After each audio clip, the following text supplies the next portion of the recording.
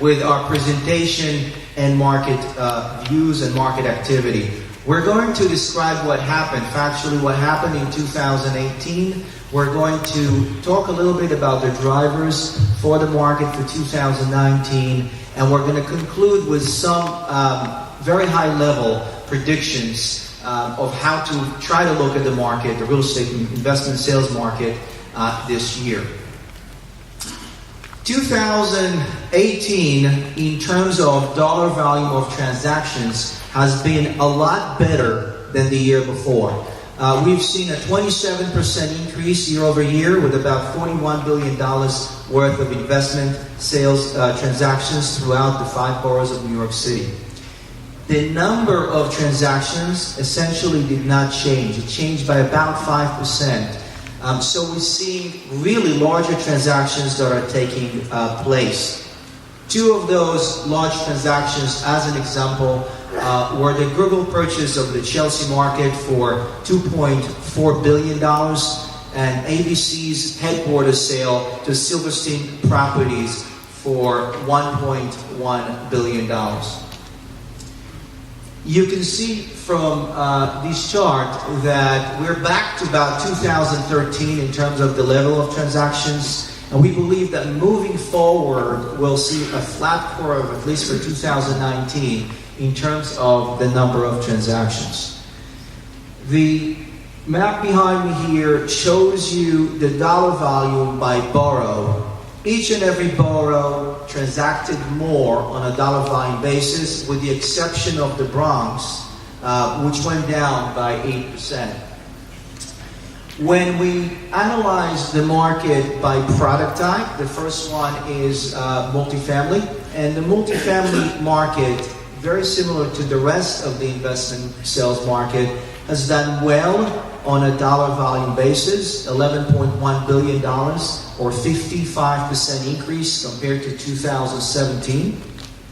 The transaction volume, very similar to the rest of the investment sales market, stayed at 5% increase, which means, again, much larger transactions.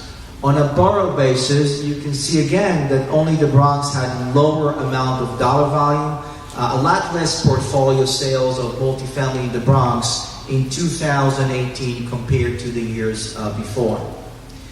So larger transactions took place in 2018, but it was really 7 that were over $250 million multifamily transactions compared to 0 above $250 million in 2017. 14 sales above $100 million versus 7 in 2017. So really the story of larger transactions coming back to the market, which helped our dollar volume. Examples are 101 West End Avenue that was sold by Equity Residential for $416 million, purchased by government and a pension fund at about $660 a foot. For those of you who track the numbers, that number is lower than what we've seen in prior years and very consistent with the pricing pressure we see on multifamily, specifically in Manhattan below 96th Street. 980 Avenue of the Americas was sold much earlier in 2018, in January of 2018, to in Stonehenge Village, as well as E&M Associates were sold earlier this year, or earlier in 2018 in Upper Manhattan. Starrett City was sold for $900 million in Brooklyn. That is a $105 a foot transaction. Remember, Starrett City is really an affordable housing transaction.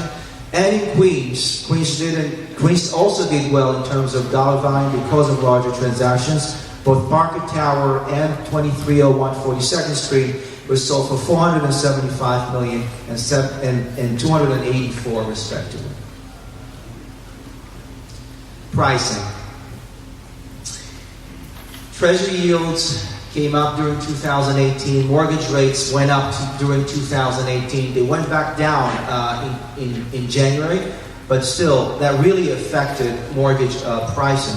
And as a result, capitalization rates, as you can see here from the chart, are starting to stabilize, and in Manhattan below 96th Street starting to go up. What's interesting here is you see the drop in capitalization rates starting in 2012 and 13, mostly because of interest rate adjustments, downward adjustments. And as you can see, we're stabilizing now and going higher, especially Manhattan below 96th Street. The Bronx is the only area where we still see cap rate compression moving forward. Pricing-wise, on a price per foot basis, Northern Manhattan stayed flat, Brooklyn stayed flat, Queens stayed flat. The Bronx increase of 9% year over year, 2018 and 17, and Manhattan dropped by 7%. As I mentioned before, we do see some pressure on pricing. The office market has done well with about $12 billion of transactions. In terms of one of the transactions we mentioned was the Google transaction. Other two larger transactions were the L&L Mag and Normandy purchase of the terminal stores for $880 million, as well as the Van Barton Group that purchased 425 Lexington Avenue for $701 million. Amazon is not coming to New York City, unfortunately. There are other technology companies that are here and positively affecting the market. Facebook is one of them, negotiating a deal or a lease on Madison Avenue. And Google's expansion, which we mentioned already, is a critical element in New York City. WeWork and co-living are also contributing. WeWork for the office market and co-living will contribute, we believe, to the residential market. The development market in New York City, dollar volume-wise, so also an increase of 29%. Transaction volume, as we said, stayed flat, which means, again, larger transactions. You can see each one of the boroughs and the dollar volume increase year over year. What is interesting about land today, as opposed to 13, 14, and 15, is that developers today are not purchasing land in Manhattan below 96th Street or in Brooklyn in order to develop high-end luxury. They're buying mostly to either assemble sites that they have around or user purposes or opportunity zones. Examples for that is the UPS purchase in Red Hook for $303 million. That's a user piece that UPS is going to use. The Lenox Hill purchase on East 76th Street, another user piece. And the last example that I thought was interesting was the purchase of Brookfield in the Bronx for $165 million on Lincoln Avenue. This purchase took place between Brookfield and Sheet Street, Somerset. This land is in an opportunity zone, and we believe that late last year when it closed, it was a big part of the decision to buy this assemblage. Development pricing hasn't really changed much. If you look here, the only area that benefited from price increases in 2018 is the Bronx, a 14% increase. Again, some of these numbers are skewed because of that specific large transaction. But that also leads us to the drivers that we're going to see moving forward in 2019. And the first driver really is the opportunity zones. As many of us, I'm sure, know, the opportunity zones is an incentive, economic incentive, to defer capital gain taxes in order to develop in underserved or distressed neighborhoods.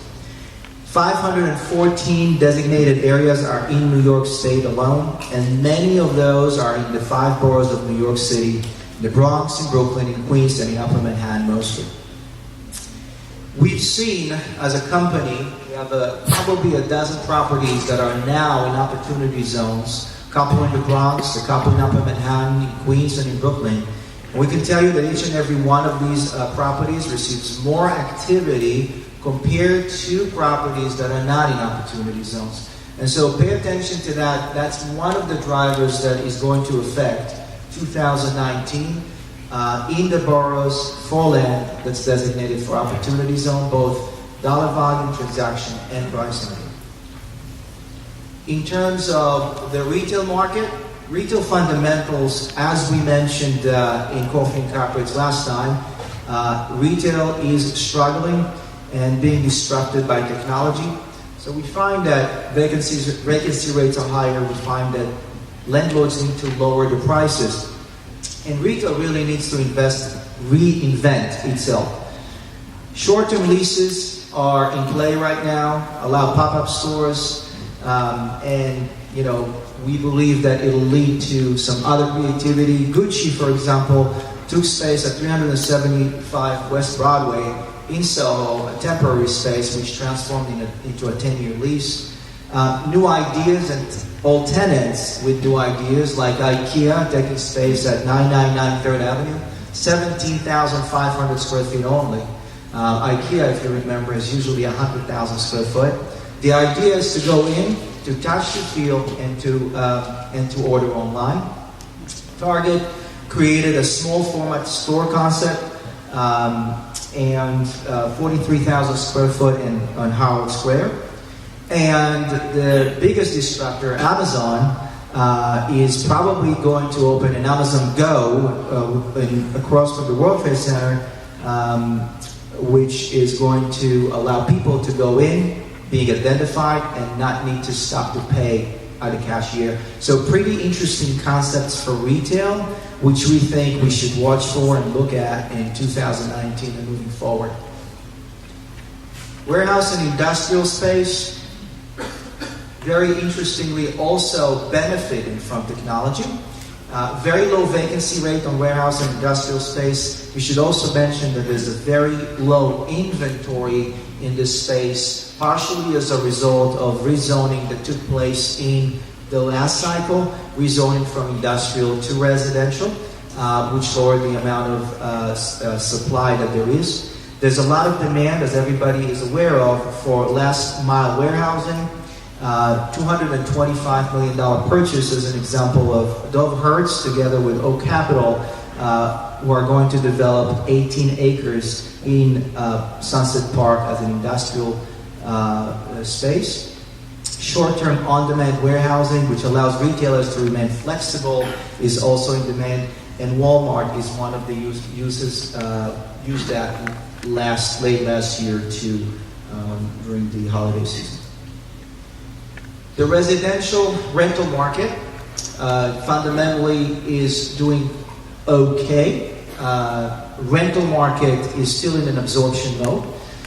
What we have here is the chart of permit filings between 2014 to 2018. What we are expecting is to absorb many new units that are going to come online in the market here. We're going to expect 25,000 units between Manhattan below 96th Street, Brooklyn, Long Island City, and Astoria this year. That leads to more concessions, or the increase of concessions citywide, which keeps net effective rents pretty much flat, and that has been the case for the past few years. And that concludes the 2019 drivers and brings me to discussing the macro and microeconomics and conclude this presentation. The macro is not a secret. We're looking at a slowing economic growth, uncertainty in interest rates. The economies overseas, like China, is not doing great, and we're watching that. We're watching a volatile stock market. Did really poorly in December, did great in January. And we're watching to see how different drivers affect that market. And last but not least, the lending environment. So borrowing rates is one thing. The other is proceeds. What is going to happen with the investors who took loans in 2014, 15, 16? When are they going to come out in terms of proceeds? How do we see developers refinancing their loans and so on? So these are the items from a macro perspective we should watch, or some of the items we should watch. The micro level is also known, but we should talk about it. Rent regulation. The state, as you know, has flipped over to democratic control and many party leaders are looking to change the state's rent laws that were dictated, that dictated rent regulation. So this is something that is going to happen somewhere in June. We know some things will be clearer in April. We're waiting to see what that means for the multifamily market in New York City. So right now there's some uncertainty that we believe will be resolved in July. On the flip side, and on a positive note, the rezoning initiatives in different areas of New York City, and specifically an area like the Gowanus, are a very positive item for New York City, and that's coupled with opportunity zones, presents a great development opportunity in the boroughs in these areas. There are some other items like new tenants that are coming into the market today. An example is life sciences. That's definitely an emerging trend. We've seen that in Boston in the past few years, and we're starting to see that in New York City in a bigger way. Our company actually worked on a deal uptown by Columbia University, a 350,000 rentable square foot office ground-up building, which will attract life sciences tenants. Alexandria has a 1.3 million square foot campus along the FDR Drive. Taconic Investments, as well, and together with Silverstein, is owns 19 West 54, which is catering to life sciences tenants. Co-living and co-working. Co-working, we know that they're one of the largest landlords in the city. Co-living is something that we start seeing percolate a lot more, and we'll move forward seeing that as well. And so something to pay attention to, and something that we believe contributes and adds a lot to this city. In conclusion, we think that 2019, from a multifamily perspective, will see less transactions and will experience pressure on pricing. The outer boroughs will benefit from opportunity zone and rezonings, and that should increase the demand for land in these areas. Uncertainty in the rent regulation world will clear up probably in the second half of the year, and will contribute to more transactions then. That concludes my presentation. And I'd like to hand it over to my friend Michael Stoller to introduce our panelists and start the discussion.